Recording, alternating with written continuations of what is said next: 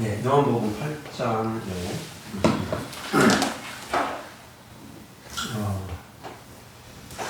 56절부터 56절이요? 예, 56절.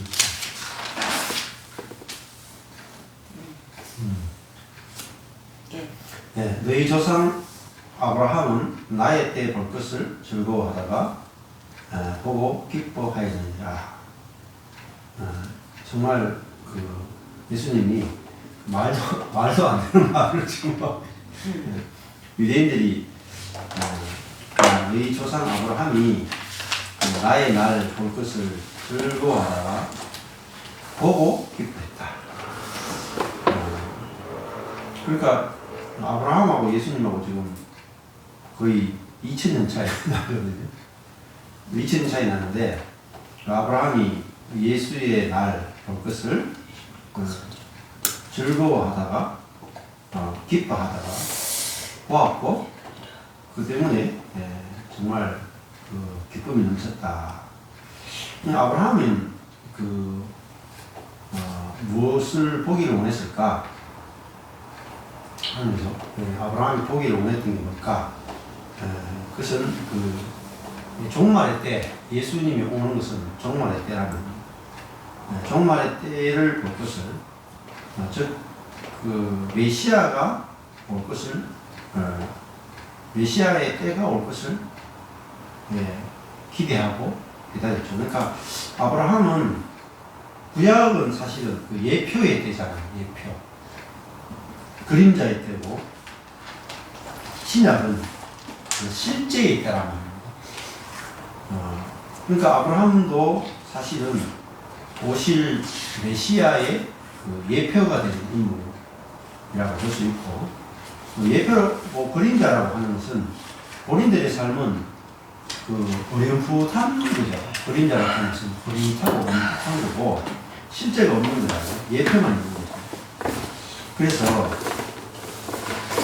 그 메시아가 와서 자기들을 온전하게 진리를 알게 해줄 것, 그것을 이제 기대했고, 창세기로 가보면은 선악과를 먹은 사람들에게 하나님이 하신 그 예언의 말씀이 창세기 3장에 나오죠. 제일 처음에 보면은 3장에서 그렇게 되죠. 창세기 3장에 가보면은 3장 15절이 아주 유명한 그 메시아 예언, 처음으로 성경에 처음으로 등장하는 메시아 예언에 대한 구절이잖아요. 내가 너로 여자와 원수가 되게 하고, 그럼 여기에 이제 뱀에게 하시는 말씀이잖아요. 하나님이 뱀으로 여자와 원수가 되게 하고, 그러니까 사단으로 하여금 여자와 원수가 되게 하고, 사단의 후손으로 여자의 후손과 원수가 되게 한다. 그러니까 여기 보면은 뱀의 후손과 여자의 후손이 원수 관계가 된다. 이렇게 말합니다. 그러니까 이 뱀의 후손과 여자의 후손, 이게 지난주에 요한복음 8장이 사실은 그 사단의 후손과 또 이 여자의 후손을 나누는 이야기가 요한복음 8장에 나왔거든요. 지난번에 요한복음 그 8장에 44절에 너희는 너희 아비 마귀에게서 났으니 너희 아비의 욕심을 너희가 행하고자 하느니라. 이렇게 말하죠. 마귀는 거짓말장이요 거짓의 아비가 되었다. 그러니까 이 유대인들에게 예수님이 하시는 말씀이, 유대인들은 자기들을 뭐라고 생각했냐면은 그 여자의 후손이라고 생각했단 말입니다. 그죠? 여자의 후손. 그리고 이 여자의 후손이 조금 더 지나가면은 아브라함의 후손이 되죠. 그렇잖아요. 이 여자의 후손이 아브라함의 후손이 됩니다. 유대인들은 자기들이 아브라함으로부터 쭉쭉쭉 연결돼서 왔기 때문에 아브라함의 후손이고, 자기들은 또 창세기 3장 15절에 의하면 여자의 후손이라고 생각했단 말입니다. 근데 예수님은 뭐라고 말하냐면은 여자의 후손이고 아브라함의 후손이라고 생각했던 유대인들에게 너희들은 뱀의 후손이다. 이렇게 말합니다. 너무 충격적인 이야기죠. 그러니까 왜냐하면 뭘 보면 알 수 있느냐 하면은 그 아비와 자식은 똑같은 생명이란 말입니다. 그 아비의 그 아들이란 말입니다. 그러니까 마귀가 자식을 놓으니까 마귀의 욕심을 행하고자 한다 이렇게 말하죠. 그러면 그 마귀의 후손의 가장 근본된 욕심은 뭐냐면 살인한 자다. 예. 살인이 아주 그러니까 죽이고자 하는 것이 그 속에 가득하다 이렇게 되는 거죠. 그러니까 원래 그 여자의 후손은 살리는 것이 생명이 있는 거죠. 생명이 나타나는 것을 살리는 것이고 선악과는 죽이는 것이란 말이에요. 판단하고 정죄하고 죽이는 것이잖아요. 그래서 사단의 후손과 여자의 후손이 서로 싸우게 되고 원수가 되게 할 텐데 여자의 후손을 할 때 여자의 후손은 다른 말로 하면은 메시아예요. 메시아. 예. 그 그리스도란 말입니다. 그 여자의 후손은 사단의 후손과 원수가 되게 한다. 결국은 지금 예수님하고 유대인들하고 원수가 되었잖아요. 그러면은 너는 그의 발꿈치를 상하게 한다. 하는 것은 이 사단은 예수님의 발꿈치를 상하게 했다는 거잖아요. 그런데 예수 그리스도는 뭐 했냐? 여자의 후손은 너의 머리를 상하게 한다. 그러니까 뱀을 머리를 부수죠. 뱀을 완전히 죽여버리는 거잖아요. 뱀의 모든 것들을 끝장내버린다는 겁니다. 그런데 뱀은 발꿈치밖에 상하게 하지 못하죠. 그러니까 결국은 여자의 후손이 승리할 것에 대해서 요한복음 3장, 그러니까 창세기 3장 15절에서 예언을 했다는 거잖아요. 여기 보면은 여자의 후손에 대해서 그러니까 사실 여자가 뱀에게 졌죠. 그죠? 네. 하와가 뱀에게 속아서 선악과를 먹었잖아요. 근데 하나님은 그 여자의 후손을 통해서 사단을 이길 것에 대해서 말했다고 합니다. 네. 그러니까 그 뱀에게 졌던 자를 통해서 뱀을 이기죠. 그러니까 그게 완전한 승리가 되잖아요. 근데 그게 보통은 우리가 아들을 낳으면 뭐라고 부릅니까? 남자의 후손이라고 부르죠. 고대로부터 여자의 후손이라고 부르지 않습니다. 네. 그러니까 뭐 조선사회도 조선시대도 아버지가 아주 자녀를 낳지 여자는 그냥 족보에 별로 안 나오고 곱살이 끼는 거죠. 네. 그러니까 그 유대인들 사회도 남자를 중심으로 족보가 다 기록되어 있단 말입니다. 그러니까 마태복음 1장만 보더라도 다 남자 중심으로 족보가 쭉 되잖아요. 그런데 창세기 3장 15절에서 남자의 후손이 뱀의 머리를 바른다 이렇게 말한 게 아니고 여자의 후손이 뱀의 머리를 바른다 이렇게 말합니다. 그러면은 남자는 어떤 존재냐면은 강한 존재잖아요. 여자는 약한 존재입니다. 남자는 지혜로운 존재를 상징하고 여자는 어리석은 자를 상징한다. 그런데 뱀을 이기려면은 능력 있고 지혜로운 거 가지고는 뱀을 못 이긴단 말이에요. 그러니까 여자의 후손이라 하는 것은 미련하고 약한 사람 속에, 그게 여자잖아요. 미련하고 약한 사람을 이제 여자라고 칭한 거예요, 영적으로. 그 미련하고 약한 사람 속에서 나온 그 아들이 뱀의 머리를 밟게 될 거라는 거다. 자, 그러면, 우리에게 한 사람 속에, 보세요. 네. 한 사람 속에 남성성이 있고 여성성이 있다고 적읍시다. 네. 우리의 그 사람은 아주 남성적인, 아주 소나무 같아. 독이야 정정아리. 근데 또 원래 하나님이 지으신 사람은 코스모스 같아. 이 코스모스 같은 게 바람이 불면 아주 흔들리고 약하잖아요. 그렇죠? 약하고 미련하고, 근데 바람 부는 대로 따라가잖아요. 근데 그것이 여자란 말이에요. 근데 그 인간의 미련하고 약한 것을 통해서 나오냐면은 여자의 후손이 나오는 거죠. 왜냐하면은 우리도 내가 미련하고 약한 그것을 통해서는 하나님의 것을 담아내는 그릇이 되고 통로가 됩니다. 자, 내가 미련하면은 하나님의 지혜를 구하게 돼 있고 하나님의 지혜를 받아들일 수 있어요. 그러니까 나의 미련함은 하나님의 지혜를 받아내는 밭이 돼요. 또 나의 연약함은 하나님의 능력을 받아들이는 잉태하는 자궁이 된단 말입니다. 보세요. 내가 능력이 있으면 내 능력으로 살아버리잖아요. 그러니까 내가 능력이 있는 부분에서 하나님의 능력을 구하거나 하나님의 능력을 받아들이지가 않습니다. 그러니까 능력 있고 지혜 있는 사람은 자기 것으로 살아버리지 구태여 뭐 하나님 의지할 필요가 없잖아요. 그렇죠?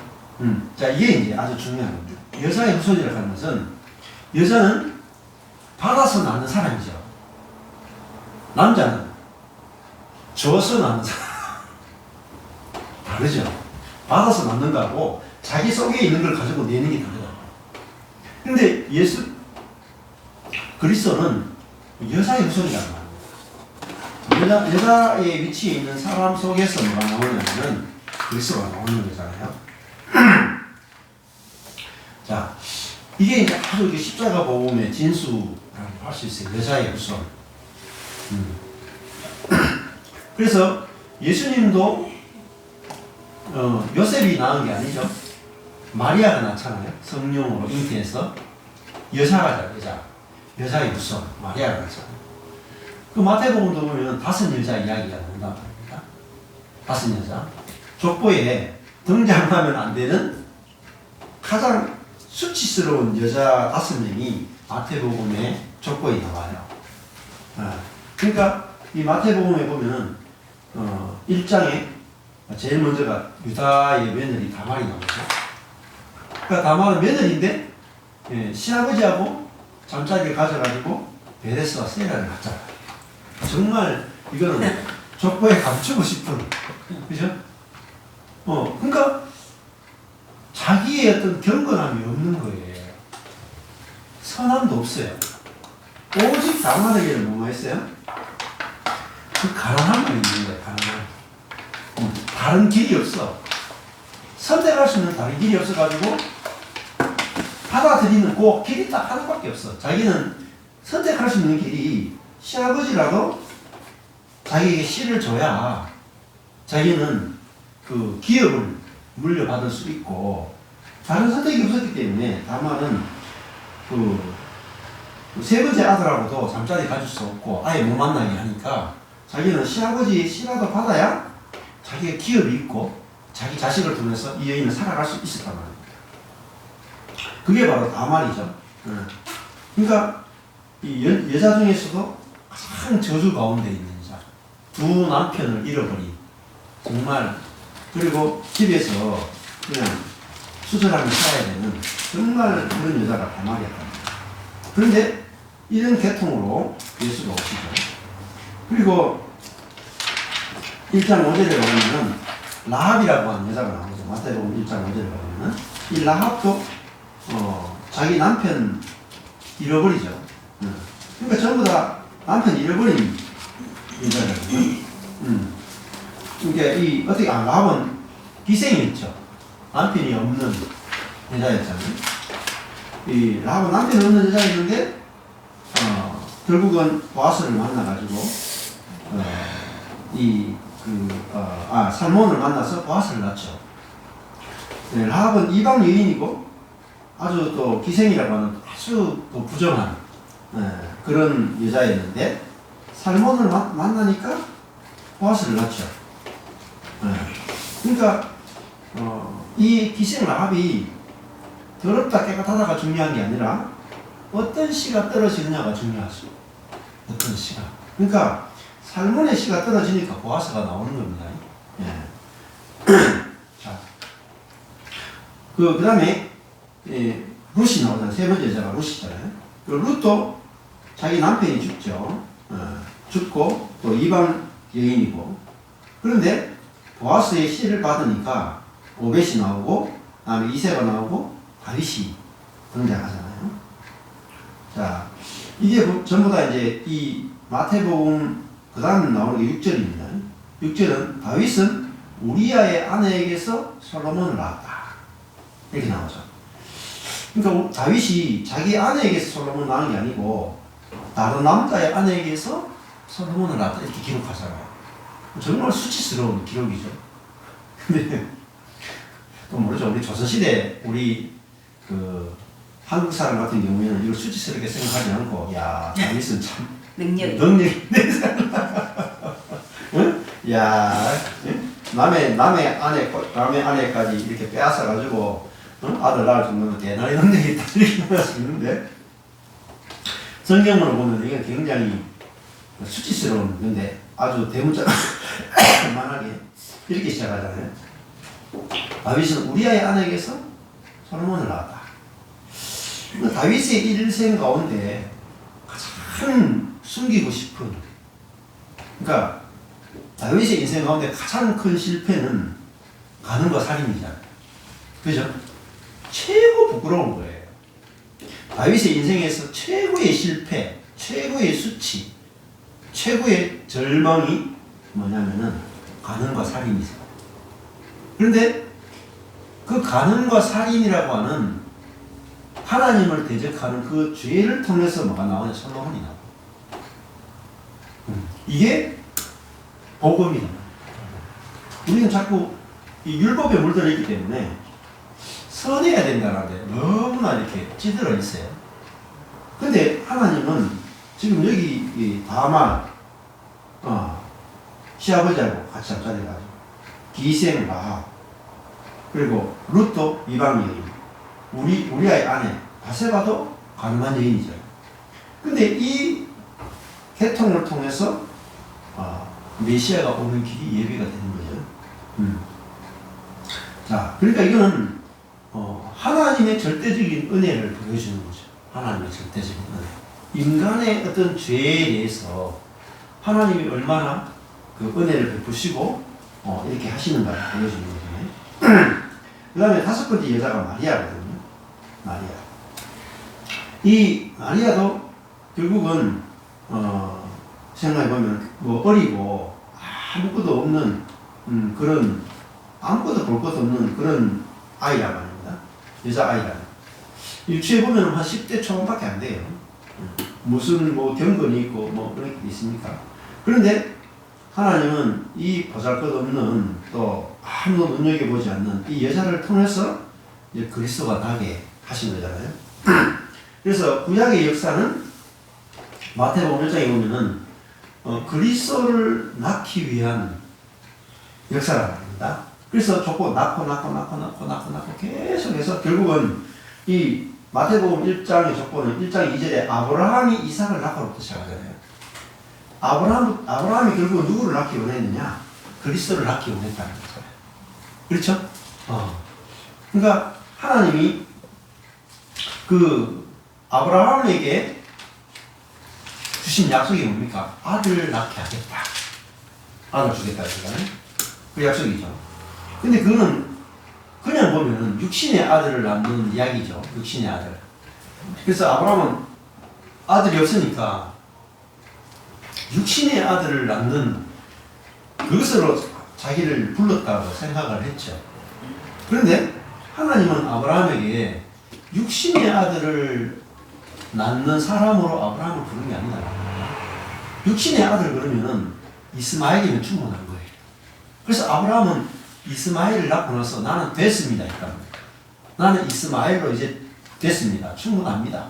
끝. 근데 하나님은 99세 찾아와가지고 그거 아니다. 그거 아니다. 내가 원하는 것은 이스마엘이 아니다. 왜냐?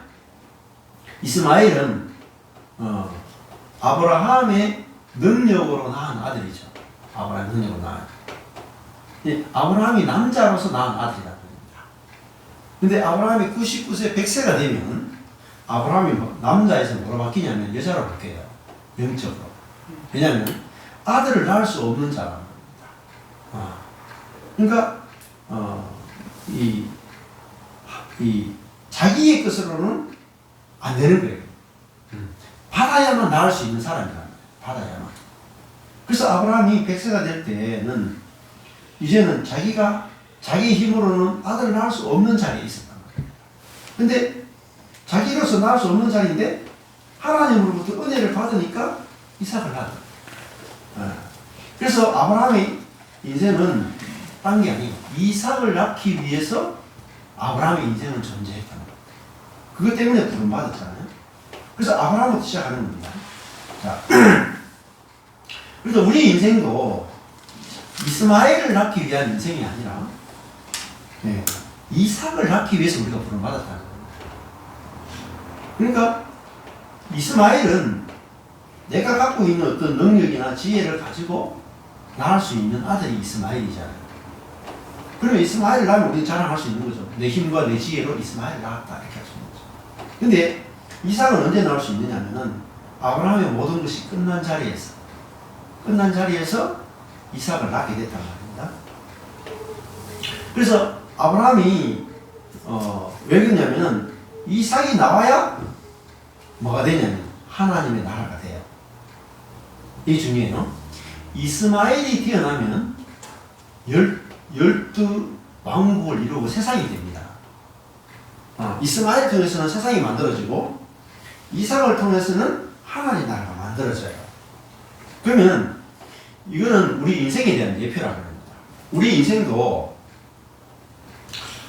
세상이 내 인생이 세상으로 건축되느냐 하나님 나라로 건축되느냐 이것이 무엇으로 결정이 되느냐면 내가 갖고 있는 능력과 지혜를 가지고는 나의 선을 가지고는 나의 열심을 가지고는 하나님 나라가 건축될 것 같지만은 세상이 건축됩니다. 그게 선하고 경건해도 소용없어요. 아브라함 속에서 나온 선과 경건은 이스마엘이라고 하는 세상이 만들어졌단 말입니다. 근데 아브라함의 선도 끝나고 경건도 끝나고 믿음도 끝나고 다 끝난 자리에서 지혜도 끝나고 이제 나는 아무것도 못합니다. 그게 아브라함 99세. 그런데 아브라함의 것이 다른 걸 하면은 예를 들어 그걸 또 다르게 풀어보면 아브라함의 것이 아무것도 필요 없다는 겁니다. 그렇잖아요?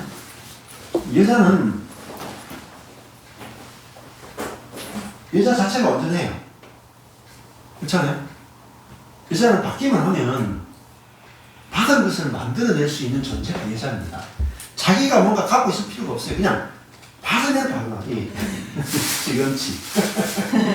그 땅에 원래 시금치가 있었느냐? 아니잖아요. 그 밭에 농부가 씨를 뿌리니까 시금치가 나잖아요. 그러니까 우리 인생도 내가 밭이 스스로 뭔가를 만들어내는 게 아니라 받아서 받은 것을 만들어내기에는 온전하다는 뜻입니다. 자, 우리가 온전하다고 하는 의미가 뭐냐면 내가 스스로 뭔가 만들어내기에 온전하다는 뜻이 아니라 받은 것을 실제화시켜내는 데는 온전하다는 겁니다. 자, 이 온전함을 우리가 봐야 되죠. 자, 근데 이제 아브라함도 이제 언제 때 아브라함이 제일 온전하냐면은 99세 때 아브라함이 제일 온전해요. 왜냐하면은 그 전에 아브라함은 이름이 아브라함이었어요. 근데 이름이 언제 바뀌냐면 99세 때 이름이 바뀌어요. 아브라함으로 바뀝니다. 그 시기가 굉장히 중요하다는 겁니다. 그러니까 99세 전까지는 아브라함이 뭐냐면 자기 능력과 자기 지혜를 가지고 자기의 뜻을 만들어내는 사람이었다. 그러니까 자기 것을 가지고 하니까 하나님의 나라가 안 되고 인간의 나라밖에 안 되는 거예요. 그리고 이스마엘은 자 내가 내 능력과 내 지혜로 만들었잖아요. 이스마엘은. 그럼 어때요? 내가 노력해서 만든 이스마엘은 하나님이 내어 쫓으라 했을 때 아까워서 못 넣잖아요. 못 쫓아내요. 그러니까 내가 내 능력과 내 무엇을 하면 하나님과 주변 사람에게 줄 수가 없습니다. 절대 못 줘요. 자, 마찬가지겠잖아요. 내가 뭔가 노력해서 만든 거는 줄 수가 없어요. 예를 로또 같은 거 당첨되잖아요. 돈이 확 들어오죠. 또 아니면은 노름을 한다거나 주식을 한다거나 이렇게 해서 돈이 확 올라가면은 이게 약간 불로소득 같은 느낌이 들기 때문에 주는 것이 좀 쉬워져요. 그런데 아르바이트 하는 사람이 있죠. 아르바이트.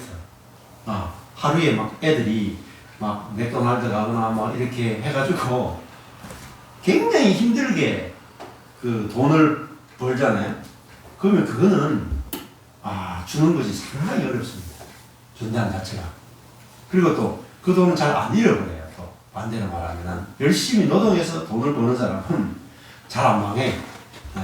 근데 돈을 쉽게 번 사람은 또 쉽게 망하는 그런 경향이 있거든요. 자, 그래서 이 아브라함도 100세 때 이삭이 나왔다. 그게 바로 십자가거든요. 그렇지만 그 이삭은 뭐냐면 온전하지 못해요. 이삭 자신도 하나님의 생명을 온전히 드러내는 존재가 아니라 그냥 육적인 존재에 불과했던 예표에 불과했단 말이에요. 그러니까 아브라함이 진짜 100세 때 낳기를 원하는 사람은 여자의 후손으로서 뱀의 머리를 밟는 그런 아들이 태어나기를 기다렸단 말이에요. 그런데 그 100세에 낳은 이삭도 뱀의 머리를 못 밟는 거죠. 이미 뭡니까? 이미 뱀에게 잡아먹힌 아담의 본성을 가진 아들밖에 아닌 거죠. 이삭. 그러니까 모든 사람들이 뭘 이제 구약에도 뭘 기대하겠어요? 진짜 뱀의 머리를 밟을 수 있는 사람, 뱀의 머리를 밟을 수 있는 여자의 후손이 오기를 기다렸다. 자, 왜 기다리겠어요? 너무너무 인생이 괴로우니까 그래요. 뱀에게 유린당해서 우리가 죄의 종로로 타잖아요. 인생의 괴로운 것이 죄와 또 욕심과 자아의 종로로 탄다. 그러니까 여기서 해방시켜 줄 사람, 뱀의 통치와 지배로부터, 뱀은 다르면 또 나중에는 바로가 되고 바벨론의 왕이 되고 또 통치자가 되잖아요. 그런 세상의 통치로부터, 죄의 통치로부터 우리를 자유케 해줄 사람은 이 여자의 후손밖에 없는 거예요. 그래서 아브라함은 그 메시아일 때 우리를 하여금 뱀의 통치로부터, 사단의 통치로부터 자유롭게 해줄 수 있는 그 기름 부은 받은 자. 그러니까 하나님의 나라를 이 땅 가운데 실제화시켜줄 수 있는 하나님 나라의 통치자가 이 땅에 오기를 간절히 기다리고 기다릴 거예요.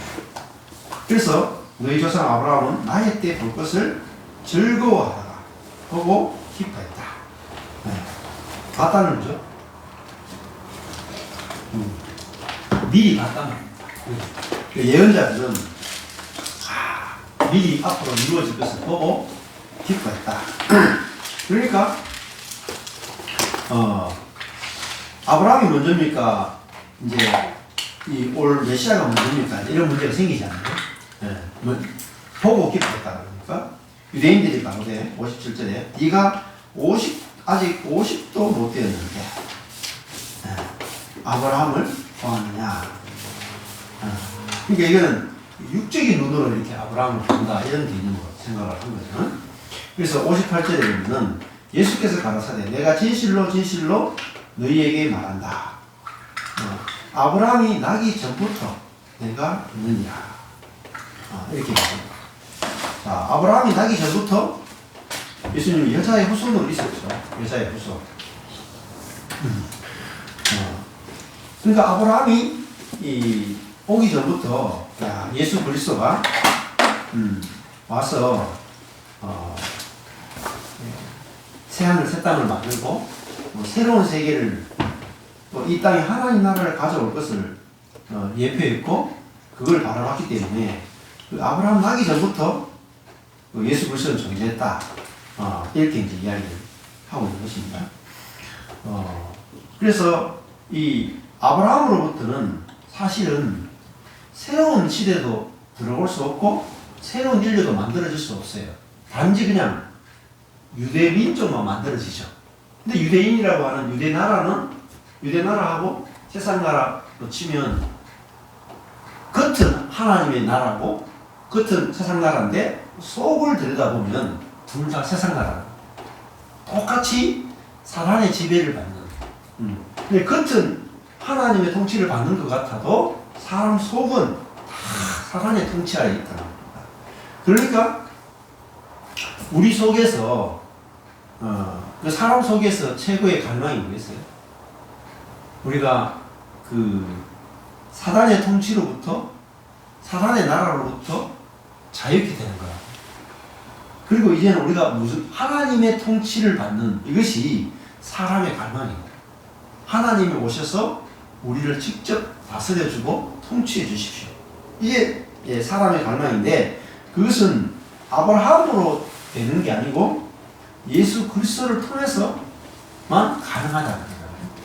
그래서 이 예수 그리스도가 먼저 있고 그 하늘에 실제로서 있고 그것이 아브라함은 예표로서 보여지고 또 하나님 아브라함에게 그 약속을 계속 해줬고 그래서 그 예수 그리스도는 아브라함이 나기 전부터 있었다. 내가 있었다.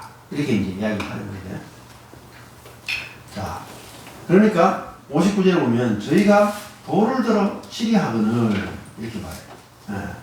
그러니까 얼마나 황당하겠습니까? 아브라함이 나기 전부터 있었다. 그러니까 이거 정말 엄청난 말을 한 거죠.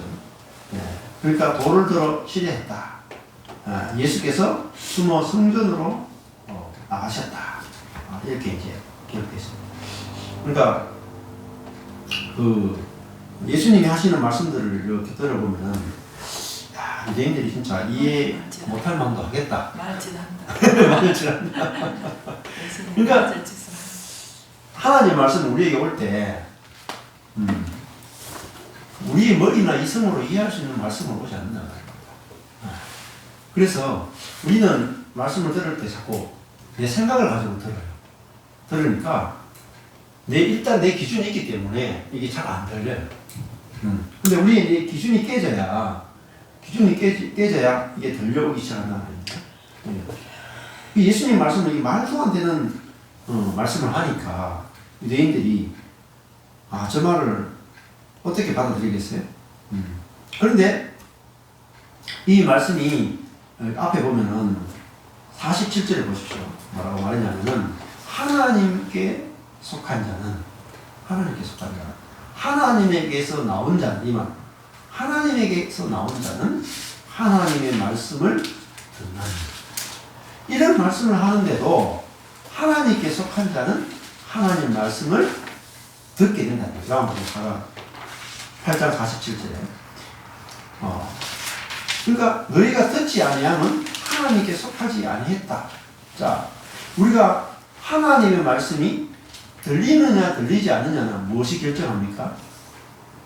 하나님께 속했느냐 속하지 않았느냐가 하나님의 말씀이 들리느냐 안 들리느냐를 결정하죠. 그렇죠? 하나님께 속한 자는 하나님 말씀이 들려온다. 그러므로 최고의 복은 뭐겠어요? 하나님 말씀이 들리는 복입니다.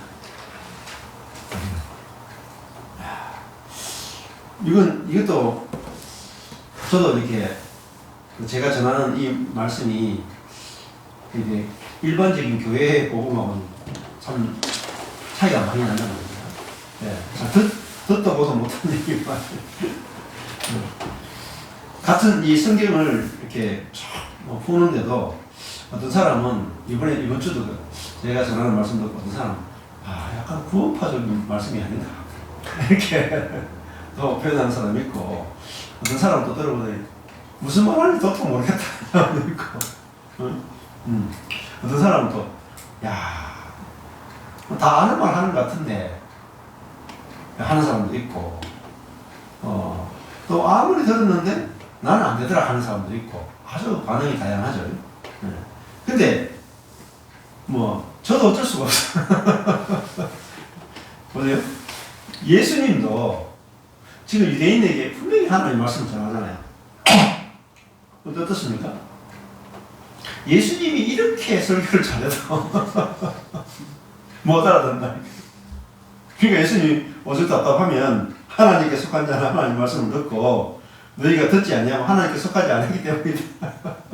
그러니까 내가 설교를 못해서 그렇다 이게 아니고 니들이 하나님께 안 속했기 때문에 이렇게 말씀하신다니까. 전해보면 합니다. 전해보면. 저도 이 말씀을 제가 연구해서 깨닫게 된 것도 아니고 공부해서 한 것도 아니고 어디서 들어서 한 것도 아니고 그냥 말씀 읽다가 하나님이 깨닫게 해주셔서 깨닫게 된 것이고, 그러니까 전해보면은 하는 이게 들리는 사람이 있어요. 들리는 사람. 또 전해보면 안 들리는 사람이 있거든요. 근데 그거는 어떤 사람은 때가 안 됐기 때문이고 어떤 사람은 때가 됐기 때문이고 또 어떤 사람은 지금 하나님이 길을 열어줬기 때문이고 어떤 사람은 길을 안 열어줬기 때문에. 근데 그럼 여기서 그러면 우리가 절망적이잖아요. 하나님께 속한 자는 하나님 말씀이 듣고 하나님께 속하지 않은 사람은 듣지 못한다. 이게 절망적이죠. 누구에게 달려있어요? 하나님께 달려요. 하나님. 근데 이것이 절망적이지만 먼저 절망을 해야 돼. 그러니까 먼저는 이게 하나님께 속하고 안 속하고 진짜 은혜네. 이렇게 되는 진짜 은혜네. 저도 절망하고 지금 그렇잖아요. 우리는 내 인생이 내게 달려있다고 생각하고 막 이렇게 생각하는데 하나님께 달려있구나 이걸 알면은 내가 편안해진다 말이야. 그리고 하나님은 모든 사람이 하나님 말씀을 듣기를 원하세요. 그렇죠? 네. 그러니까 하나님께 속한 자는 하나님 말씀을 듣는다 할 때는 들리는 사람은 감사하면 되고 안 들리는 사람은 내가 똑똑해서 하나님 말씀을 알아들을 수 있는 게 아니네. 그럼 내가 뭐 하겠어요? 내 쪽에 사는 말은 내 마음이 가난해지는 거죠. 완전히 비워지는 겁니다. 그렇잖아요? 하나님께 속한 자만 들을 수 있고 하나님께 속한 자는 못 들으니까 인간의 어떠한 일도 사실은 상관이 없다는 거잖아요. 그러면 뭐 돼요? 진짜 내 인생은 내 손에 있지 않구나. 예? 듣게 해주시는 분에게 달렸구나. 그걸 통해서 우리의 자아가 가루가 되고 먼지가 되는 겁니다. 근데 하나님이 듣게 해주셔야 들리네요 라는 그 자리에서 신기하게도 말씀을 들려오는 겁니다. 네. 내가 말씀을 내 스스로 들을 수 없다는 그 자리에서 역설적으로 하나님 말씀을 우리에게 들려오는 겁니다. 네. 이 역설을 우리가 아는 것이 아주 중요한데, 그래서 하나님 말씀을 들을 때 내가 이 말씀을 듣고 막 생각하고 공부하고 이걸 안 돼요. 안 돼. 근데 저도 12년 동안 그 세미나 같은 거 참 많이 다니고 수많은 데를 쫓아다녔거든요. 수많은 데를 하면서 내가 열심히 듣고 내가 뭔가 열심히 배우고 열심히 토론하고 이렇게 하면은 도움이 될 거라고 생각을 했거든요. 근데 그게 아니더라고요. 그게 아니고 제가 이 성경이 열리게 된 때는 내가 지금까지 했던 모든 것들이 다 쓰레기구나. 내가 열심히 배우려고 다녔던 모든 것들이 다 내 스스로 큐티하고 내 스스로 성경 연구하고 내 스스로 수많은 유명한 사람들 쫓아다녔던 그 모든 것들이 내게 속한 거잖아요. 그냥 내게 속한 거죠. 내가 한 거죠. 그러니까 하나님 말씀이 안 깨달아지고 안 들렸던 거죠. 그래서 야, 내가 하나님도 모르고 성경도 모르고 진짜 기머거리고 소경이구나 하는 그 자리에서 하나님 말씀이 그냥 일방적으로 들려온 것밖에 없어요. 깨달아진 것밖에 없어. 그러니까 이게 하나님께 속한 자는 하나님 말씀을 듣는다. 이 유대인들에게는 절망이에요. 왜냐면 너희는 하나님께 속한 자가 아니고 너희 아비 마귀에게 속한 자다. 그랬잖아요. 자, 그러니까 어제도 이제 오늘 질문을 하더라고요. 한 형제가 예수님이 왜 사람을 이렇게 저렇게 갈라내냐는 거예요. 네? 왜 하나님께 속한 자와 마귀에게 속한 자를 갈라내느냐? 다 구원해야 되고 다 해야 되고. 우리가 구원이 되려면은 그렇잖아요. 내가 유대인들이 먼저는 우리가 마귀에게 속한 자구나. 이게 아멘이 돼야 자기의 생각과 자기가 배운 말씀과 자기가 갖고 있는 전통과 이것들이 뭐예요? 마귀로부터 온 것이구나 하면은 이걸 다 부인할 수 있단 말이에요. 다 버릴 수 있는 거죠. 근데 자기가 지금 갖고 있는 것이 마귀에게 속한 것임을 모르고 인정하지 않게 되면 자기가 지금 갖고 있는 걸 계속 가는 거예요. 계속 가는 거예요. 그래서 예수님은 이 마귀의 일을 멸하려고 왔는데 지금 마귀하고 사람하고 다 연합되어 있구나. 그래서 예수님은 이 말씀을 통해서 너희들 속에서 일어나고 있는 모든 생각과 신학과 성경 연구와 이 모든 것들이 마귀에게서 나온 것이다 하면서 그 모든 것들이 정체를 이렇게 드러내주고, 정체가 드러나야 우리가 자유할 거 아니겠습니까? 자, 그래서 나는 진짜 복음을 진짜 모르네. 이렇게 할 때 오히려 진짜 복음이 알아지고 자유해지는 게 생기는 거죠. 자, 네, 그래서 오늘 예수님의 말씀도 나는 스스로 온 것이 아니고 아버지께서 나를 보내서 왔다. 철저하게 예수님은 자기 자신이 지금 살아있고 말하고 사람들을 만나고 살아가는 그것이 내 것이 아니고 아버지께서 다 주신 것이다. 이게 바로 아버지께로 온 자잖아요. 근데 우리도 내 모든 것들이 하나님께 속했다는 것은 아버지께서 다 주신 것이구나. 이게 하나님께 속한 자예요. 근데 내 것이라고 하는 사람들은 하나님께 속한 자가 아니다 말입니다. 다 내가 만든 것이다. 다 내 것이다. 그러니까 하나님 말씀이 안 들리죠. 자, 우리가 예수님의 말씀이 들리느냐 안 들리느냐, 그거는 예수님과 똑같은 자리에 있으면 들립니다.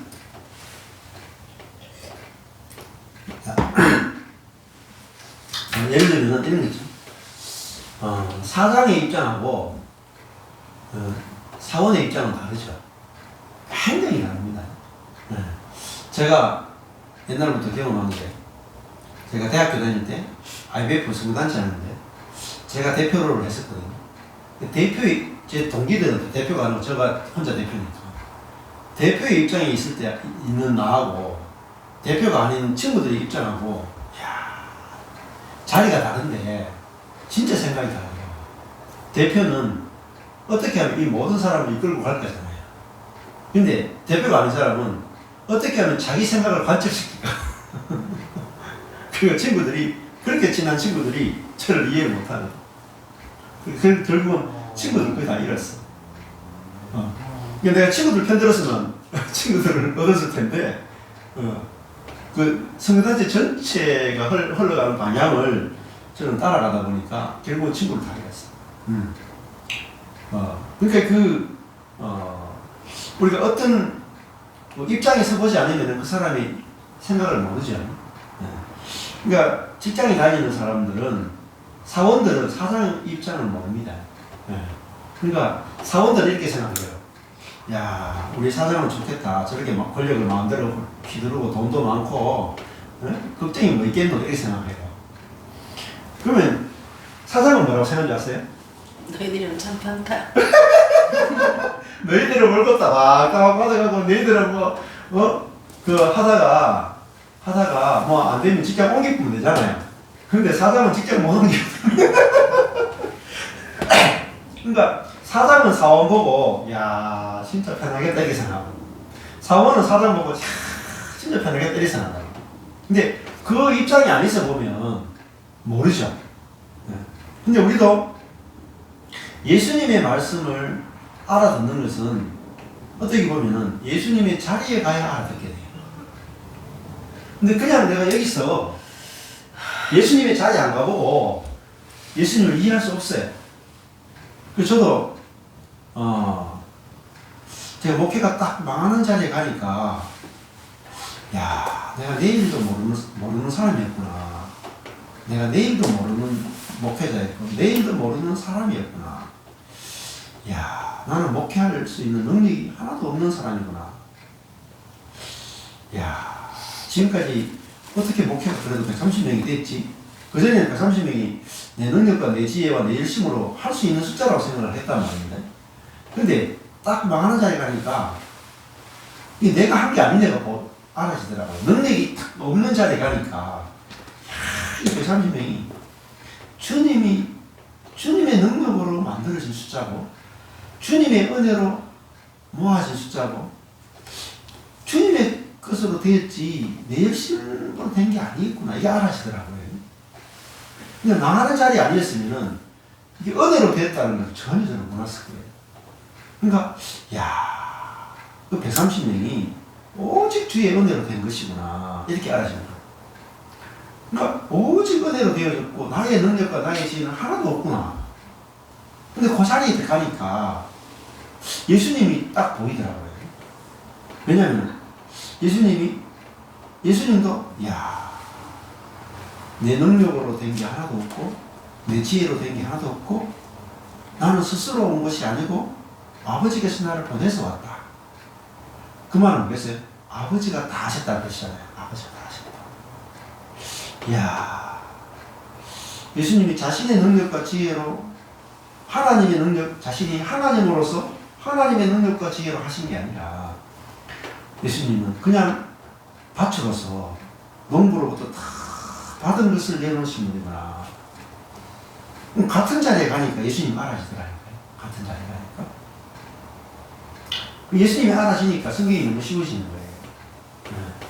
근데 내가 예수님을 하나님으로만 보는 그것은 예수님의 말씀을 이해를 할 수가 없어요.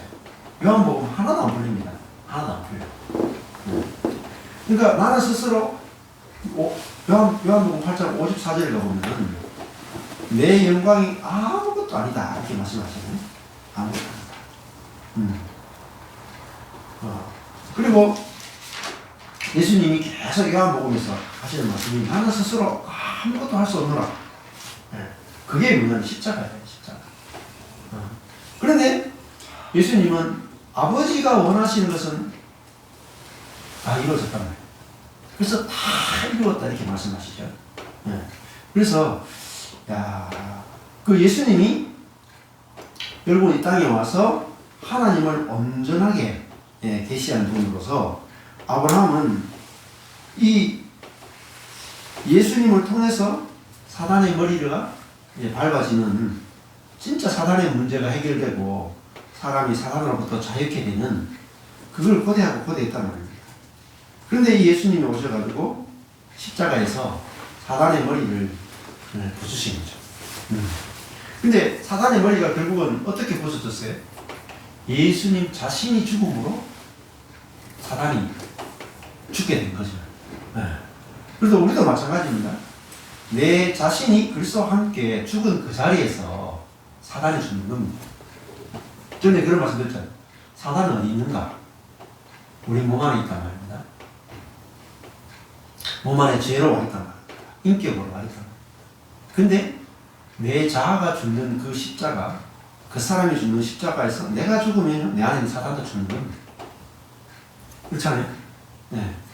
코로나 바이러스가 우리 몸에 들어오는데 내 자신이 불태워져 죽어버리면 내 안에 있는 바이러스도 죽는 겁니다.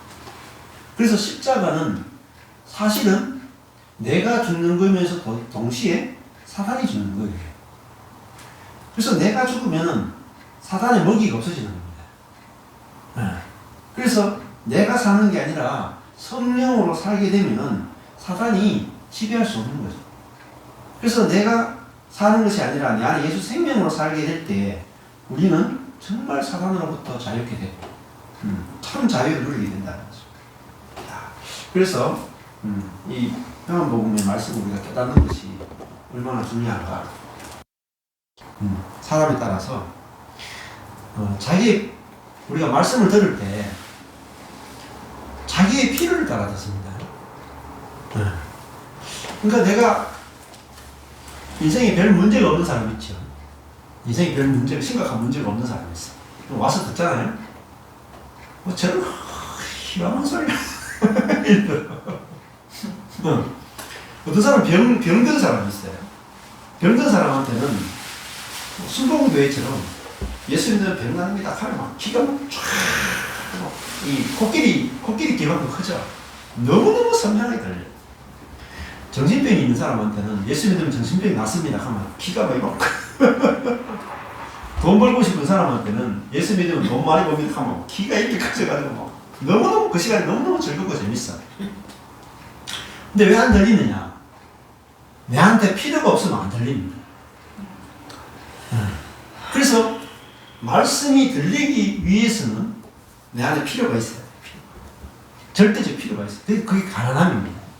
그러니까 인생에 온갖 질고를 다 겪으면 그 인생의 모든 그 질고를 해결해 줄 수 있는 말씀을 그게 기가 커져. 기가 커져. 사단의 문제, 인간의 존재의 문제, 그 문제가 딱 있는 사람은 그 메시지를 던져주면 바로 들려버려요.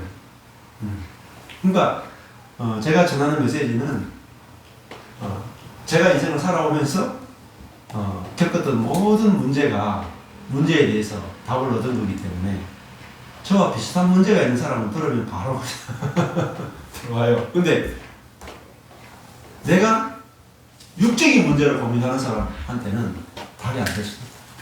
그래서 또 다른 말은 안 들려요. 그래서 나는 왜 이 말씀이 들리느냐 안 들리냐가 내게 있는 필요하고 연관이 굉장히 많이 되어 있어요. 그래서 내 필요에 안 맞으면은 사람은 저 말씀 틀렸다 할 수도 있거든요. 근데 우리가 잘 봐야 되는 것은 저는 어째서 제가 받은 말씀이 제가 망한 자리에서 받았기 때문에 저는 망한 자에게 복음이 돼요. 근데 배부른 자에게는 별로 그렇게 구미가 안 당길 수 있어요. 배부른 건지 망한 건지 무슨 말이야.